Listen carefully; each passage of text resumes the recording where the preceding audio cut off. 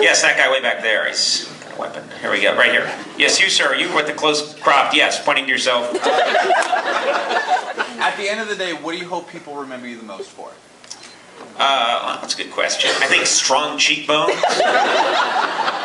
an exciting shock of hair, no shame, clearly. Wow, that's Jesus. I didn't think something like that was going to happen. It had to be real. I would say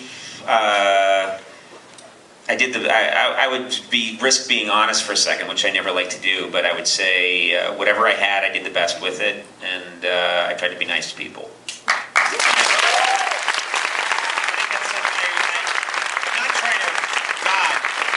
I'm really not trying to preach. It's just something that has been a little bit of a theme with me, and I think that's something that.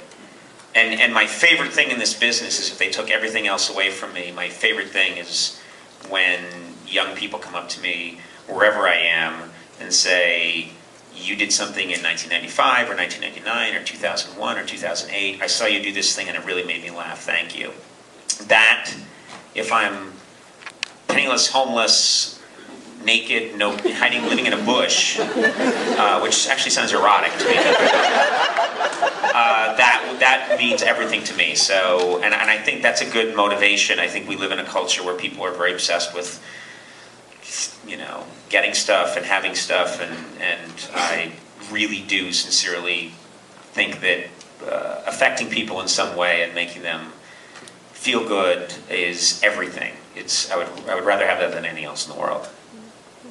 Yeah. We're not listening to you about this. I'm just canceling that other show. Real fans would come at this screen. Douchebag says, this is the first one. They're rerunning a really good Chips. What I want to see where Ponch and John really get it. This one's sold out. What's that? This one's sold out, and the next one is 400 more potential tickets. Think about it. You know what? I've invested wisely. You have not. Let's take this other question. I got into, you were all stocks, and I was like, I think bonds. Was there someone over there who had a question? Then we'll wrap it up. Yes, sir, with the hat. You mentioned a lot of people would have jumped at the opportunity to make this film. How was your relationship? Or I guess the question is, was it just natural for him to be the director? Or Yeah, the thing about Rodman is that Rodman has always been very passionate about documentaries, and Rodman made a documentary a number of years ago about a band that I knew and really liked, and I thought he did a really amazing job with the documentary. And why don't you tell them about that? That was a documentary called Let Them Eat Rock, and it was about a band out of Boston called the Upper Crust, who at that time it looked like they were about to break, and it seemed like an interesting opportunity to capture a moment of a band on the road. They were going on the road, and actually they had just booked Conan's show, and when this happened and Conan said he was going out on the road, it was this documentary with Conan seemed like an interesting kind of inversion of that previous documentary, where the previous documentary was about a band out on the road, trying to make it big, and here's Conan, having been on TV for a long time, going out on the road trying to connect with his fans. Yeah. And we talked a little bit about that. And the other thing about Rodman is that he is very passionate. He just, when it comes to the subject of documentaries, he can just go off on ones he likes, ones he doesn't like, why he likes them, why he doesn't like them, and he lives, eats, and breathes it. And I thought, this is a guy who's going to, I'm comfortable, I know him, but we agreed up front, show them everything. I mean, a big part of this movie is showing people that it's not always a comfortable process, and let them see it. And I know who I am, and essentially, for the most part, like who I am, but I also know that it's, when you're in a writing room, when you're under a lot of pressure, if you have to go out in front of a couple 100,000 people in Bonnaroo, or you've got to put together a show in 4 weeks that you've already sold out across the country, you don't know what it is yet, you're operating up here, and it's not always pretty. And I thought, let's show people the sausage factory, and let them see how it all happens. And sometimes it's disgusting, but let them see it. So at what point in the documentary did passionate, which is such a nice word, become relentless, which was the other word we used? Why are you doing this?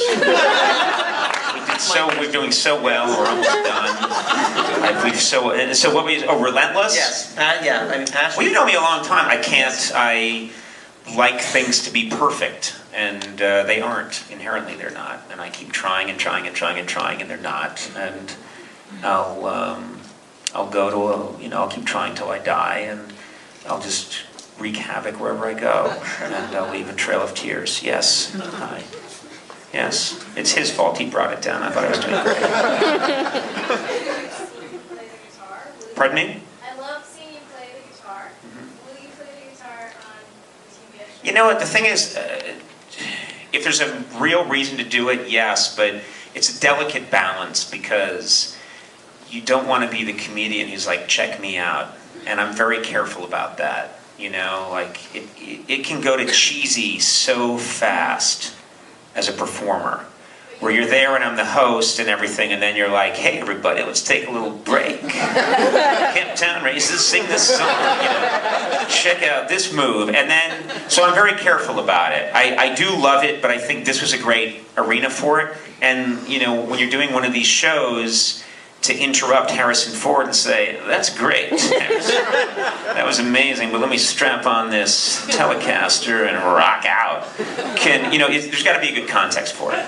I think we should just do one more, and then, yes, this guy here, dressed up, actually, thank you.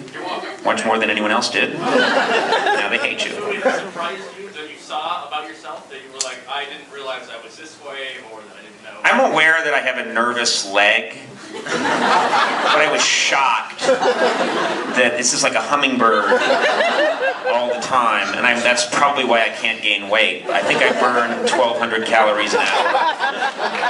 And constantly moving and constantly talking. And I watched this movie and I thought, just shut up. Shut up and have a nap. And so yes, I think that shocked me a little bit. When we look at ourselves, see different things, and I just saw this, like, okay, this should be, I need to get a private screening for my therapist and a team of psychopharmacologists. And I need to watch this, and then I need to be put into a deep sleep for about 11 years. But I'm just beholden to you that you were brave and allowed. Brave. I think it was a moment of bad judgment. But again, we take what we get. No, it means a lot to me that you're here tonight, and that you're seeing this, and that you care enough to come see it. And I know there are far greater, infinitely greater problems in the world than anything I've ever gone through, and that I'm a very lucky person, which is what I've tried to maintain throughout this whole thing. I hit the lottery a long time ago, so this was just a chance to show people a moment and be honest about it. And the fact that everyone's here really does mean a lot to me. So, and that I have fans at all means a great deal to me. So thank you very much. Thank you.